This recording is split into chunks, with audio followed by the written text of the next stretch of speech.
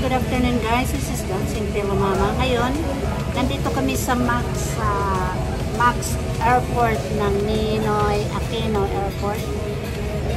Kumakain kami ng tanghalian at naghahantay sa aming flight. Kami lang dalawa ng aking utol na nanay. Said hello. Yan siya. So yan siya guys. Ating nanay. At clicks ko lang sa inyo.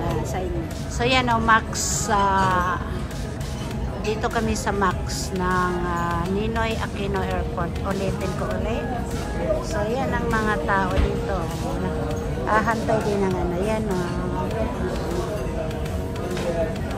Yan sila. Tapos yung waitress namin ay si Ana. Siya guys. Yan ang paano-ano niyan. Saka yan, ang daming nakaparada na mga bagahe. So, sige guys. Flex ko na lang kayo. So, ito yung aking mango juice. Tagal-tagal ko nang hindi nakainom ng mango juice. I mean, hindi mango juice. Mango shake.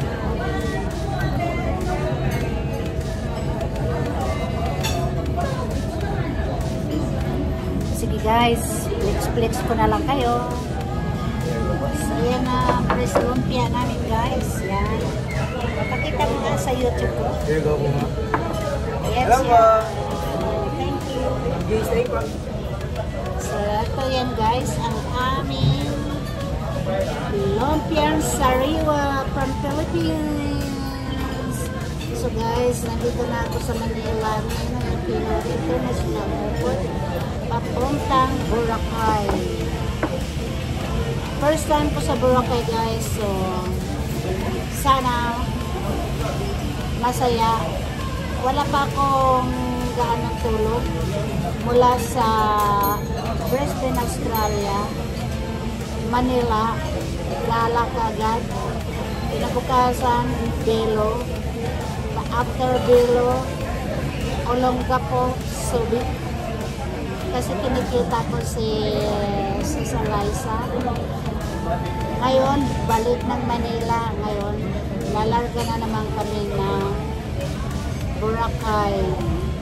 Tingnan mo mata ko guys, so, talagang pagod na. Pero go pa rin si Dancing Pelo Mama. Kain mo na ito. So kakain na ito guys ng lumpiang sariwa. Ito.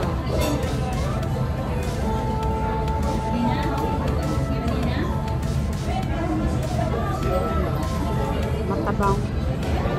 Kain ka na.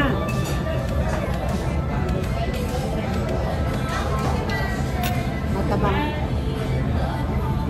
Yeah. Thank you. Ito na. Ay, maliit lang pala. Salamat.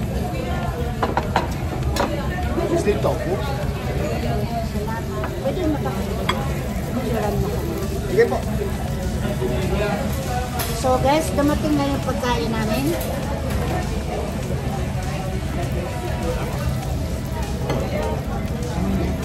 Yes, ma'am. Ayun ang nagre-reklamo. Pumunta talaga siya sa counter kasi wala pang order nila.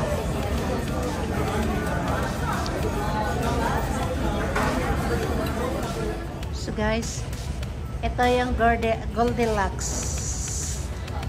So, ayan Goldilocks ng Philippines. Tapos mayroon silang bagong restaurant dito. Tingnan mo. 90 Express yan. Bagong restaurant ata yan. Chinese ata yan. Bagong bukas ata to. Tapos may Aero. Yan, may Aero. Yan. Tapos doon naman Mary Grace.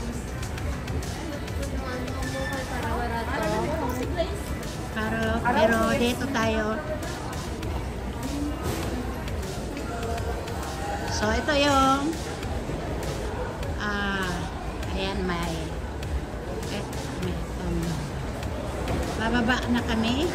Ayan, halos hindi na makalakad. May duty free. May duty free. Saan tayo? Hello. Saan kayo babaan?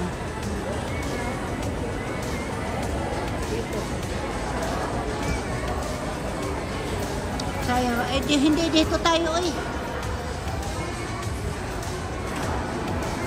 baba na lang tayo dyan. So, tapos na kaming kumain, guys. Tapos na kaming kumain. Ngayon, pupunta na kami ng ng aming pupuntahan sa D. So, flex ko sa iyo guys kung gaano ka-busy ang airport dito. So, tingnan nyo guys, kung gaano ka-busy ang airport dito. Domestic lang to guys, domestic flight. Tingnan nyo. Busy. Sa, yun, naghahanap kami ng D daw. D. So, ayan. So, ABC. AB. Doon tayo.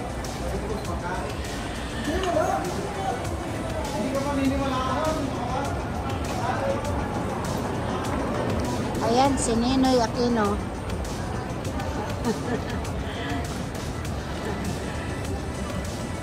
Tingnan mo, pakita ko lang sa inyo si Ninoy Aquino.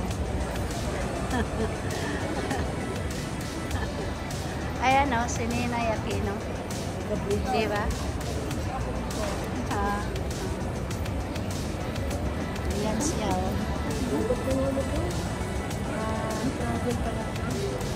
so yan ang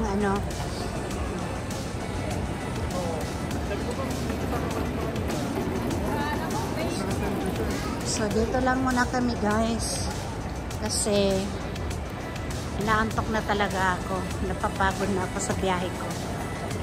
Flex lang. Grabe. Ang nangyayari dito ngayon sa Pilipinas ay domestic airport ay ang mga tao ay wala nang mauupuan. At nakatulog ako doon sa charity. Natulog talaga ako doon kasi pagod na pagod na. Flex ko sa inyo kung gaano ka-busy ang domestic airport ng Pilipinas, guys. So, tingnan nyo guys. Mabuti nga ngayon may konti ng upuan pero tingnan nyo. Tingnan mo yung mama natulog na lang sa hagdanan. Nakaupo na lang ang ibang tao sa hagdanan. Wala halos na walang madaanan. Ayan natutulog na yung iba.